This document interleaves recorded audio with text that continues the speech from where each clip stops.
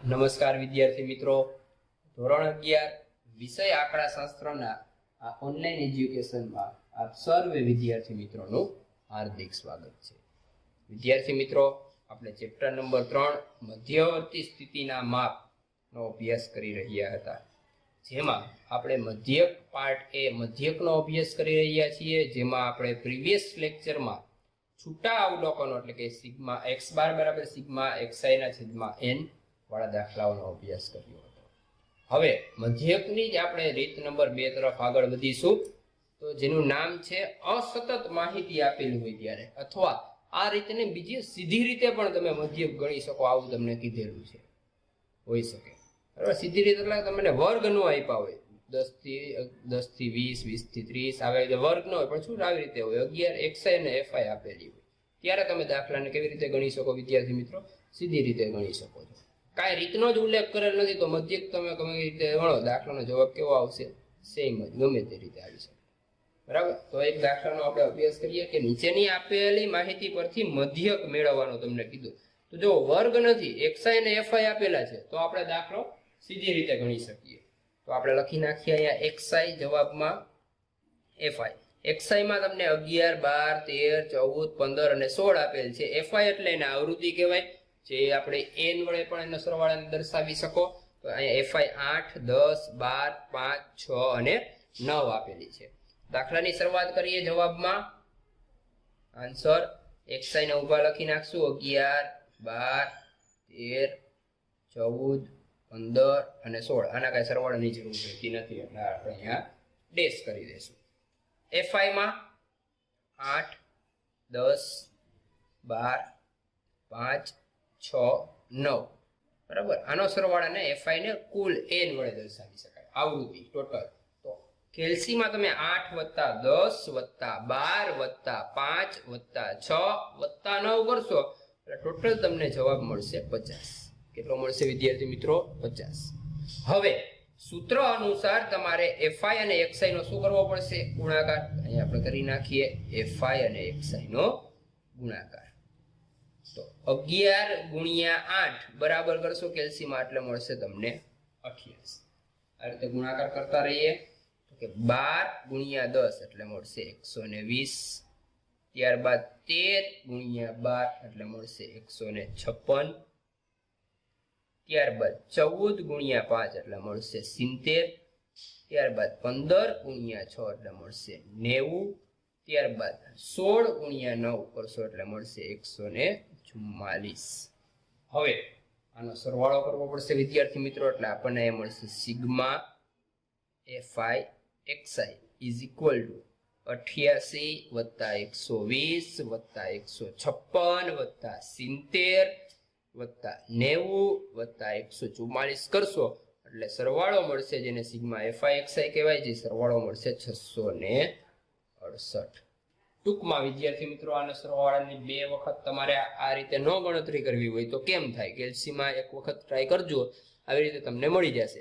11 ગુણ્યા 8 બરાબર કરશો એટલે 88, એ 88 ને સ્ક્રીન ઉપર એમનેમ રાખવાના, ડાયરેક્ટ કરી નાખવાનું। 12 ગુણ્યા 10 બરાબર 120 તમને જવાબ મળશે। 13 ગુણ્યા 12 બરાબર કરશો એટલે 156, 14 ગુણ્યા 5 બરાબર કરશો એટલે 70 મળશે, 15 ગુણ્યા 6 બરાબર કરશો એટલે 90 મળશે, 16 ગુણ્યા 9 બરાબર કરશો એટલે 144 મળશે। ત્યારબાદ તમારે કેલ્સીમાં એક જીટી સ્વરૂપે સ્વિચ આપેલી હશે, બરાબર? કેલ્સીમાં કેવી હશે? જીટી સ્વરૂપે એક સ્વિચ આપેલી હશે, જેને તમે પ્રેસ કરશો એટલે તમને બાળકો ટોટલ મળશે 668 બરાબર। તમારે કેલ્સી ક્યાંય બંધ નથી કરવાનું, એક વખત ચાલુ કર્યા પછી ડાયરેક્ટ ગુણાકાર। 11 ગુણ્યા 8 બરાબર જવાબ મળે અહીંયા લખી નાખવાનો, 12 ગુણ્યા 10 બરાબર જવાબ મળે અહીંયા લખી નાખવાનો, 13 ગુણ્યા 12 બરાબર જવાબ મળી લખી નાખવાનો। જવાબને એમને રાખીને કે દાખલાને તમારે આગળ વધારતું જવાનું, જીટી પ્રેસ કરો ને આટલો સરવાળો તમને મળશે બરાબર। હવે fi xi અને n છે, તો આપણે સૂત્રમાં ગણતરી કરી નાખીએ, તો કે x બાર બરાબર સિગ્મા fi xi ના છેદમાં n। તો સિગ્મા fi xi આપણી પાસે 668, n આ બધાની આવૃત્તિનો સરવાળો છે 50, કેલ્સીમાં તમે 668 ભાગ્યા 50 કરશો વિદ્યાર્થી મિત્રો એટલે તમને જવાબ મળશે એક્ઝેક્ટ 13.36. આ તમારો જવાબ. હર મોસમ આમ કરીને લખી નાખવાનું. આમ મધ્યક 13.36 મળે તેમ કહેવાય. બરાબર. તો વિદ્યાર્થી મિત્રો આ રીતે તમે આ સીધી રીતે મધ્યકની ગણતરી કરી શકો વર્ગ ન આપેલું હોય ત્યારે. તો હજી એક દાખલો આપણે જોશું એટલે તમને વિસ્તૃત ખ્યાલ આવશે કઈ રીતે દાખલો ગણવામાં આવે છે. તો જોઈ લઈએ એક વખત. બીજા દાખલાની રકમમાં તમને એક્સઆઈ અને એફઆઈ આપેલ છે, તેના ઉપરથી મધ્યકની ગણતરી કરવાની તમને કીધી છે. બરાબર. વર્ગ નથી એટલે સીધી રીતે તમે આ દાખલાને ગણી શકો. તો કે પહેલા જવાબમાં આપણે આન્સરમાં એક્સઆઈ લખી નાખીએ, એફઆઈ લખી નાખશું. એક્સઆઈમાં 0, 1, 2, 3, 4, 5 અને 6. આના કંઈ સરવાળાની જરૂર છે નહીં. એફઆઈમાં લખશું આપણે એટલે કે 10, 15, 20, 25, 50, 60 અને 20. બરાબર વિદ્યાર્થી મિત્રો. આનો સરવાળો બધાનો 10 + 15 + 20 + 25 + 50 + 60 + 20 કરશો એટલે કેલ્સીમાં તમને સરવાળો ટોટલ મળશે અને જેને n વડે દર્શાવે n મળશે આપણને અહીંયા 200. હવે ખબર છે એમ આપણે એફઆઈ એક્સઆઈ કેલ્સીમાં ડાયરેક્ટ જીટીની મદદથી આપણે ગણીશું. 0 × 10 બરાબર કરશો એટલે 0 મળશે, એ લખી નાખ્યું. 1 × 15 કરશો એટલે 15 મળશે. 2 × 20 બરાબર કરશો એટલે 40. 3 × 25 કરશો એટલે બરાબર કરશો એટલે 75. 4 × 50 કરશો બરાબર કરશો એટલે 200. 5 × 60 કરશો એટલે બરાબર કરશો એટલે 300. 6 × 20 કરશો બરાબર એટલે 120. જીટી પ્રેસ કરશો એટલે ડાયરેક્ટ સરવાળો મળી જશે, જેને સિગ્મા એફઆઈ એક્સઆઈ તરીકે આપણે ઓળખી શકીએ. સરવાળો તમને વિદ્યાર્થી મિત્રો એફઆઈ એક્સઆઈ મળશે. જીટી પ્રેસ કરશો એટલે ડાયરેક્ટ સરવાળો તમને મળશે 750. બરાબર વિદ્યાર્થી મિત્રો. હવે એન અને એફઆઈ એક્સઆઈ છે તમારી પાસે, તો આપણે સૂત્રમાં કિંમત મૂકી દઈએ તો કે x બાર બરાબર સિગ્મા એફઆઈ એક્સઆઈ ના છેદમાં n. સિગ્મા એફઆઈ એક્સઆઈ ની કિંમત છે આપણી પાસે 750 અને n ની કિંમત છે 200.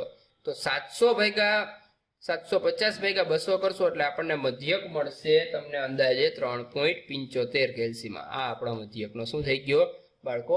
જવાબ થઈ ગયો. તો હવે વિદ્યાર્થી મિત્રો આ રીતના થોડાક દાખલાઓનો તમારે અભ્યાસ કરવાનો છે, જે તમારે ફેરબુકમાં જ ગણવાના છે. અહીં રકમ લખું છું. એક્સઆઈ અને એફઆઈ ની કિંમત. એક્સઆઈ તમારે આપ્યા 0, 1, 2, 3, 4 અને 5. એફઆઈ છે તમારી પાસે એમાં 4, 8, 23, 8, 6 અને 3. તો બાળકો આનો જવાબ તમને મળવો જોઈએ 2.25. તો આ દાખલો તમારો શું થશે? સાચો થશે. હજી એક નેક્સ્ટ આપણે એક દાખલો આપી દઈએ તમને. 2 દાખલા દઈ દઈએ તો એક્સઆઈ અને એફઆઈ. એક્સઆઈમાં તમને આપ્યા છે 15, 16, 17, 18, 19, 20 અને 21.